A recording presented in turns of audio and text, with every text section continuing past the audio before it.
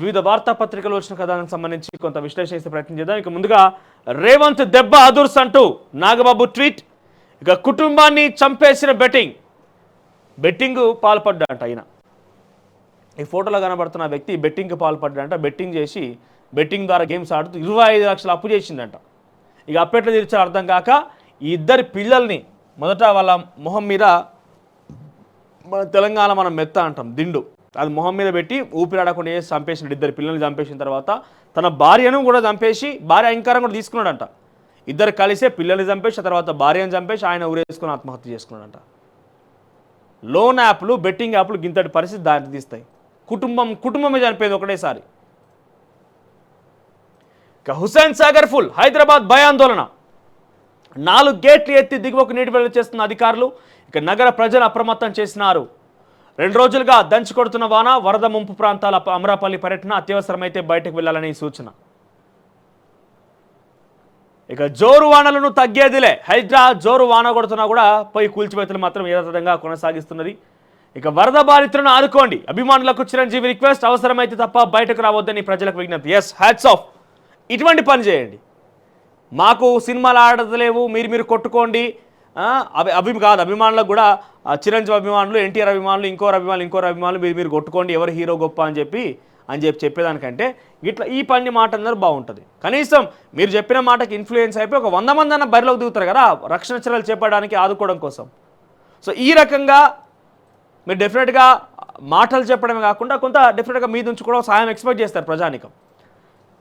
ఇక మరో 24 గంటలు డేంజర్ బెల్స్, 11 జిల్లాలకు రెడ్ అలర్ట్. రాష్ట్ర వ్యాప్తంగా భారీ వర్షాలు, ఉప్పొంగి ప్రవహిస్తున్న వాగులు, వరదలో చిక్కుకొని 9 మంది మృతి. ఖమ్మంను ముంచేసిన మున్నేరు, నీటితో నిండిపోయిన లోతట్టు ప్రాంతాలు.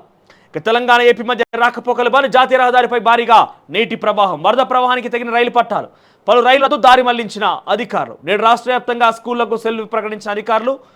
ఇక అధికారులు ఎవరు సెలవు పెట్టద్దు, అధికారులు ఎవరికి సెలవులు లేవట. ఇక బాధితులను కాపాడేందుకు రంగంలోకి హెలికాప్టర్, సచివాలయం ప్రత్యేక control room. Toll free number 040.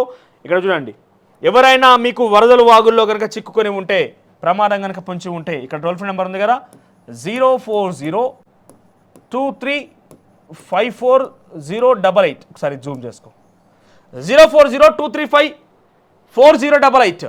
ఈ నెంబర్కి వెంటనే టోల్ ఫ్రీ నెంబర్, ఈ నెంబర్కి కాల్ చేయండి. సచివాలయంలో కంట్రోల్ రూమ్, ప్రత్యేకంగా సెక్రటరియట్లో కంట్రోల్ రూమ్ ఏర్పాటు చేసిరట. మీకు రక్షణ చర్యలు చేపట్టేందుకు వీరు సిద్ధంగా ఉంటారు. ఇక్కడ రైలు దారి మాయం, మహబూబాబాద్ జిల్లాలో ఇంటికన్నే కేసముద్రం స్టేషన్ల మధ్య వరద ఉధృతికి మట్టి కొట్టుకుపోయి వేలాడుతున్న రైలు పట్టాలు. కింద మొత్తం కూడా మనకి ఏముంటుంది, కంకర ఉంటుంది, బండరాలు ఉంటాయి. దాని కింద పైన చెక్ ఉంటుంది, పిల్లర్స్ లాంటివి ఉంటాయి. ఆ తర్వాత రైల్వే ట్రాక్ ఉంటుంది. కింద మొత్తం కొట్టుకుపోయింది. కింద మొత్తం అది ఒక తాళ్ళ బ్రిడ్జ్ లాగా వేలాడుతున్నది, అంతేగాని కింద మొత్తం కొట్టుకుపోయింది. ఇక రహదారి జలమయం, హైదరాబాద్ విజయవాడ జాతీయ రహదారిపై కోదాడ నల్లబండగూడెం వద్ద వరద ప్రవాహం అట. కోదాడలో నిన్న సుమారుగా 35 సెంటీమీటర్ల వర్షపాతం నమోదైంది. ఇది ఏమనుకుంటున్నారు, ఇదంతా చెరువు కాదు, ఇది చెరువు కాదు, ఇది మెయిన్ రోడ్. విజయవాడ హైదరాబాద్ పోయేటువంటి మెయిన్ రోడ్ ఇది. కోదాడ దగ్గర మెయిన్ రోడ్. ఇక్కడ చూడండి, ఇక్కడ కొంచెం జూమ్ చేసుకోండి, లారీలా కనబడుతోంది. లారీయే సగం మునిగిపోయింది. ఆ లారీయే సగం మునిగిపోయింది అని అంటే ఇంకా ఇతర వాహనాల సంగతి ఏంది అర్థం చేసుకోండి. మెయిన్ హైవే ఇది, ఇటువైపు సర్వీస్ రోడ్ ఉంది, ఇది మధ్యలో డివైడరు, అటువైపు సర్వీస్ రోడ్డు, ఇది మెయిన్ రోడ్డు. సో పూర్తిగా నామరూపాలు లేకుండా చెరువుల్లాగా అక్కడ నిండిపోయింది. సో అర్థం చేసుకోండి ఏ స్థాయిలో వరద ఉప్పొంగుతుంది అనేది. ఇక పల్లె పట్నం కన్నీటిమయం, కుంభవృష్టితో రాష్ట్రం అతలాకుతలం. ఉమ్మడి ఖమ్మం, వరంగల్, నల్గొండ జిల్లాలో భారీ నష్టం.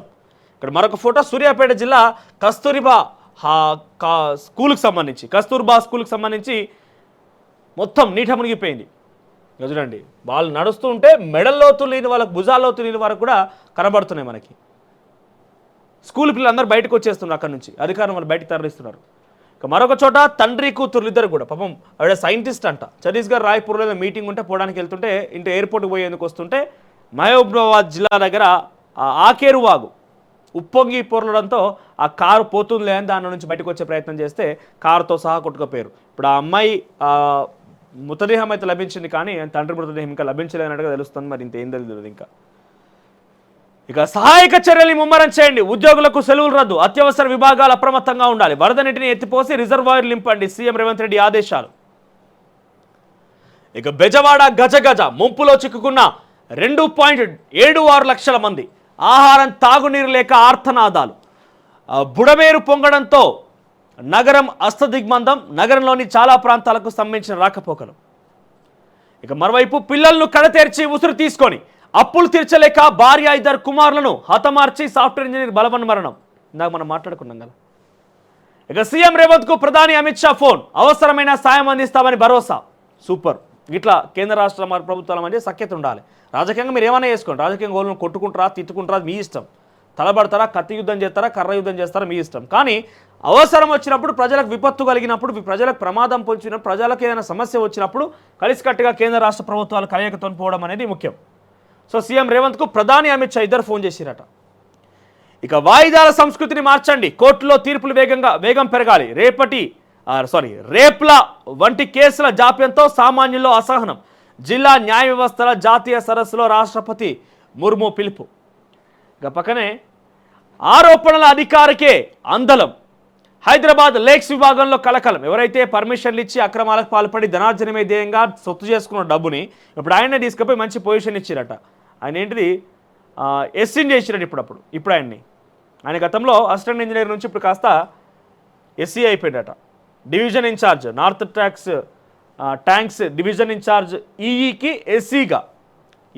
ఎస్సీగా పూర్తి బాధ్యతలు ఇచ్చిరట. వీటికి ఆంధ్రజ్యోతి పేపర్ చూస్తే కనుక వైభవంగా బాలకృష్ణ సినీ స్వర్ణోత్సవం, తరలివచ్చిన తారాలోకం, ప్రత్యేక ఆకర్షణగా చిరంజీవి, కమల్ హాసన్, వెంకటేష్, శివరాజ్ కుమార్ తదితరులు. ఏపీ ప్రభుత్వం తరపున హాజరైన సినిమాటోగ్రఫీ మంత్రి కందుల దుర్గేష్. 50 సంవత్సరాలు పూర్తిందట ఆయన ఇండస్ట్రీకి వచ్చి. జల దిగ్బంధం, రాష్ట్ర వ్యాప్తంగా రోజంతా దంచుకొట్టిన వాన, ఖమ్మం అతలాకుతలమైపోయింది. చూడండి ఏ స్థాయిలో ఉన్నదన్నట్టు అర్థం చేసుకోవచ్చుగా. ఎక్కడో జరిగితే మనం చూస్తున్నాం, వార్తలలో మనం నిత్యం వింటున్నాం, కానీ మనకు తెలిస్తే కానీ అర్థం కాదన్నట్టుగా మన ప్రాంతంలో మన చుట్టూన్నటువంటి వారికి ఈ సమస్య ఎదురైతే కానీ మనకు ఆ ప్రాబ్లం తెలియలేదు. సో పెద్ద ఎత్తున కొంత ఇబ్బందికరంగానే ఉన్నది ఖమ్మంలో పరిస్థితి మొత్తం కూడా. చాలా డెఫినెట్గా ఆ ఇబ్బందికర విషయాన్ని మనం చూస్తున్నాం, ఏ స్థాయిలో అక్కడ వరద బీభత్సం ఉందనేది. సో ఇంతటి వరద బీభత్సాన్ని బహుశా ఖమ్మం ప్రజానికి ఏమైనా కూడా చూసి ఉండరు. ఇక మహబూబాబాద్లో కొట్టుకుపోయిన రైల్వే ట్రాక్, ఇక ఏపీకి రాకపోకలు బంద్ అంటూ ఒక వార్త చూస్తున్నాం మనం. ఇక అధికారులు జాగ్రత్త, 24 గంటలు అప్రమత్తంగా ఉండండి, సెలవులో ఉన్నవారు రద్దు చేసుకుని రండి, వర్షాల నేపథ్యంలో సీఎం రేవంత్ ఆదేశం. నేడు విద్యా సంస్థలకు సెలవు. ఇక శ్రీశైలానికి వరద పోటు, 5.2 లక్షల క్యూసెక్ల ఇన్ఫ్లో, సాగర్కు 4.2 లక్షలు, ప్రకాశం బ్యారేజ్కి 10 లక్షల క్యూసెక్లు వచ్చే ఛాన్స్. 10 లక్షల క్యూసెక్లు అంటే చిన్న విషయం కాదు అది. ఈ కార్లు కొట్టుకుపోయాయి. సూర్యాపేట జిల్లా కోదాడలో వరద ప్రవాహానికి కొట్టుకువచ్చిన కార్లు, దాని మీద బట్టలు ఉన్నాయి, చెత్త చెదరం, మొత్తం కారు బోల్తా పడిపోయింది. ఇక విజయవాడను ముంచేసిన బుడమేరు, కృష్ణమ్మ మహోగ్రం, 15 ఏళ్ల తర్వాత మళ్ళీ నైరుతిపై కుంభవృష్టి. అంతే తప్ప ఇది క్లౌడ్ బస్ట్ కాదు. ఆగస్టులో తీవ్ర ఎండలు, వేడెక్కిన సముద్ర నీటిని తాగేసిన వాయుగుండం అట. ఇక సీఎంఆర్ఎఫ్ స్కామ్లో ఇద్దరు అరెస్ట్, పాలిస్తూనే ప్రాణం తీసింది. ఢిల్లీకి సంబంధించిన ఘటన ఒకటి హైలైట్గా ఉంది. తర్వాత ఆన్లైన్లో బెట్టింగ్, కుటుంబం బలి. ఇక 3 పిల్లలకు విషమిచ్చి ఊరేసుకున్న తల్లి, తాగుడుకు బానిసైన భర్త. ఇది ఎక్కడ పటాన్చేరు. భర్త బాగా మంచి డ్రింకర్ ఫెలో, సో మంచి తాగుబోతంట. ఏం అర్థం కాక ఆయన రీహాబిలిటేషన్ సెంటర్కి పంపించారట బంధువులంతా కలిసి వచ్చి. తర్వాత వెళ్ళిపోయారు ఎటోళ్ళట్టు. తర్వాత భార్య ఏం చేసింది, ఇది ఈ యొక్క వేధింపులు, ఈ తాగుడు ఇవన్నీ పరువు పోతుందనే కారణంతో ఆమె ఏం చేసింది, ఆ పిల్లలకు విషం ఇచ్చింది. 3 పిల్లలకు విషం ఇచ్చి ఆమె కూడా మరణించేసింది, ఆత్మహత్య చేసుకుంది. మొత్తం వాళ్ళ నలుగురు అక్కడ 8 మంది చనిపోయారు. ఇక్కడ 4 సేమ్ బెట్టింగ్ యాప్స్ ద్వారా ఒకే కుటుంబానికి సంబంధించి, ఇక్కడ కూడా 3 పిల్లలు, తల్లి, 8 మంది మరణించినటువంటి కారణాల వల్ల, వివిధ కారణాలతో. ఇక మీటూపై నివేదికను బయటపెట్టండి, 2019 నాటి కమిటీ రిపోర్టును వెల్లడించండి, తద్వారా టాలీవుడ్లో మహిళలకు మేలు, రాష్ట్ర ప్రభుత్వాన్ని కోరిన నటి సమంత, మంచు లక్ష్మి, చిన్మయి, సుమ మద్దతు. సో టాలీవుడ్లో కూడా మీటూ ఉద్యమం నడుస్తోందట. ఒక నివేదికను కోసం 2019 ఆదేశిస్తే ఆ నివేదికను బయటపెట్టమని నటి సమంత రాష్ట్ర ప్రభుత్వాన్ని కోరింది. ఇక వెలుగు విషయానికి వస్తే, వర్ష బీభత్సం, రాష్ట్రమంతా కుండపోత, పల్లెలు పట్టణాలు ఆగమాగం, నీట మునిగిన లోతట్టు ప్రాంతాలు, స్తంభించిన జనజీవనం. మరో 3 రోజుల జోరువాన, మున్నేరు ఉగ్రరూపం, ఖమ్మం అతలాకుతలం, జల దిగ్బంధంలో మానుకోట, ఉమ్మడి వరంగల్, నల్గొండ బిక్కుబిక్కు. ఇక 20 జిల్లాల్లో 20 సెంటీమీటర్లకు పైగానే వర్షపాతం. ఉప్పొంగిన వాగులు, కట్టలు తెగి కాల్వలు కూలిన ఇండ్లు. హైదరాబాద్ విజయవాడ మధ్య రాకపోకలు బంద్. ఇక జేసీబీలో సురక్షిత ప్రాంతాలకు వెళ్తున్న మహబూబాద్ జిల్లా రావిరాల గ్రామస్తులు. ఇక అప్రమత్తంగా ఉండండి రేవంత్ రెడ్డి హెచ్చరిక అధికారులకి. ఇక వందే భారత్ స్లీపర్ రైలు వస్తున్నాయి, కొత్తగా వస్తున్నాయి రైలు. ఇక బెజవాడ గజ గజ అంటూ ఒక వార్త. ఇక సీఎంఆర్ఎఫ్ స్కామ్ కేసులో 2 అరెస్ట్. ఇక ముంపు ప్రాంతాల్లో విద్యా సంస్థలకు నేడు సెలవు. జీహెచ్ఎంసీ పరిధిలో కూడా మిగతా జిల్లాలో కలెక్టర్దే నిర్ణయం. పాలేరు ఘటనపై మంత్రి భావోద్వేగం. ఇయాల్టీ పరీక్షలన్నీ వాయిదా, భారీ వర్షాలున్నందున వర్సిటీల నిర్ణయం అట. ఇక 18 మంది మృతిన వరదల కారణంగా రాష్ట్ర వ్యాప్తంగా 18 మంది మరణించిరట. సుమారుగా ఇక్కడ సైంటిస్ట్ అశ్విని ఆవిడ కూడా వరదలో కారు కొట్టుకుపోయి ఆమె కూడా మరణించింది, చెప్పిన ఇందాక. ఇక శబాష్ పోలీస్, వరదల్లో కొట్టుకుపోతున్న పలువురిని కాపాడిన పోలీసులు. ముంపు ప్రాంతాల్లో సహాయక చర్య, రోడ్లపై చెట్లు తొలగింపు, ట్రాఫిక్ మళ్లింపు. ఇక శనివారం అర్ధరాత్రి నుంచే రంగంలోకి. ఖమ్మంలేమో మాకు దిక్కులేదే అని ఇందాక మా లైవ్లో చూసినాం కదా, మా దగ్గరకు వచ్చిన వాళ్ళు లేరు, చూసిన వాళ్ళు లేరు, మా పరిస్థితి ఆగమాగా ఉందని చెప్పి వాళ్ళు పరిశాన్ అవుతున్నారు. ఇది మళ్ళీ ఓ నమస్తే తెలంగాణ అనేటట్టుంది అటెండ్ చేసి.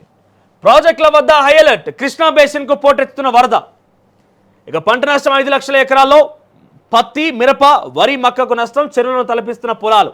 ఒక ఖమ్మం జిల్లాలోనే 4 లక్షల ఎకరాల మునక. రాష్ట్ర వ్యాప్తంగా 4 లక్షల ఎకరాల పత్తి పంటపై ప్రభావం.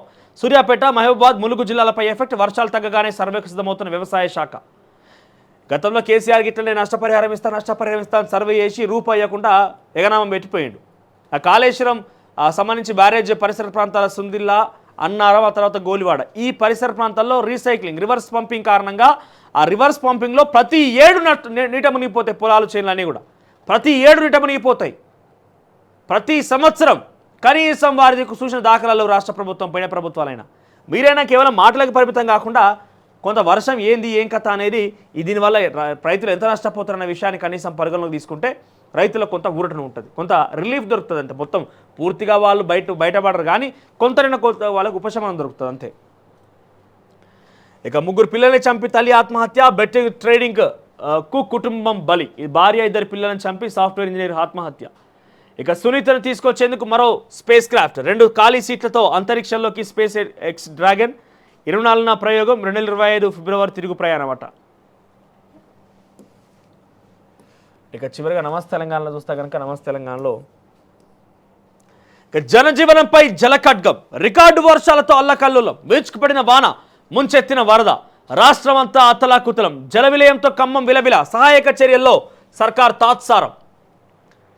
ఇక పక్కనే వరదల సమయంలో ప్రభుత్వం విఫలమంటూ కేటీఆర్. ఇక 25 లక్షల ఎక్స్గ్రేషియా ఇవ్వాలి. మృతుల కుటుంబాలకు ప్రభుత్వం ఆదుకోవాలి. గాయపడిన వారికి 5 లక్షలు ఇవ్వాలంటున్న హరీష్ రావు. వర్షాలపై సోయి లేదు, ఢిల్లీకి చక్కర్లా అంటున్న సత్యవతి. ఇక వరదల్లో కొట్టుకుపోయిన తండ్రి కూతురు. ఇక CM down Tummala go back అంటూ ఖమ్మం ప్రజానికమైన రోడ్ల మీద బైఠాయించి పెద్ద ఎత్తున నిరసన వ్యక్తం చేసిరు. ఇక్కడ ఈ క్యాబ్ పెట్టుకున్న వ్యక్తి ఎవరో కాదు, వ్యవసాయ శాఖ మంత్రి తుమ్మల నాగేశ్వరరావు. ఆయన అక్కడికి పోగానే ప్రజలు తిరుగుబడ్డారు ఒకసారి. అంటే ఈ ప్రభుత్వమేదో వరదలు తీసుకొచ్చింది అనేది కాదు, కానీ వచ్చిన తర్వాత విపత్తును అడ్డుకునేందుకో ప్రభుత్వం ప్రజలకు సాయం చేసేందుకు కొంత చర్యలు తీసుకోవాలి కదా, ఏడగనవాళ్ళే. ఇక అధిష్టానాన్ని ఓ దారి, అనుములది మరో దారి. కాంగ్రెస్ విధానాలకు భిన్నంగా ముఖ్యమంత్రి రేవంత్ అడుగులు. ఇక స్థానిక ఎన్నికలు ఇప్పట్లో లేనట్టే. వచ్చే ఏడాది తొలి త్రైమాసికంలో ఎన్నికలు. రైతు భరోసా కూడా ఇచ్చాకే వెళ్లే యోచన, లేదంటే రైతుల ఆగ్రహం తప్పదని భయం. క్షేత్రస్థాయి నుంచి ప్రతికూలంగా నివేదికలు. ఇక 27,000 మంది టెక్కీలపై వేటు. ఈ ఏడాది ఇదే అత్యధికం. మళ్ళా రెసిషన్ స్టార్ట్ అయింది సాఫ్ట్వేర్లో. 27,000 మంది అంట. ఇక ఎత్తిపోతలు, ఎత్తిపోవుడే. నిధులు విడుదల చేయని సర్కార్. పూర్తి కాని లిఫ్ట్ స్కీమ్లో ఒప్పందాలు. పంప్ హౌస్ నడపలేమంటూ పెద్ద ఎత్తున ఆందోళన. సో ఇక ఇవి వివిధ వార్తాపత్రికలు వచ్చిన కథలో అసలైన తొలి వెలుగు. ఫాలో వాట్సాప్ @తొలి వెలుగు official.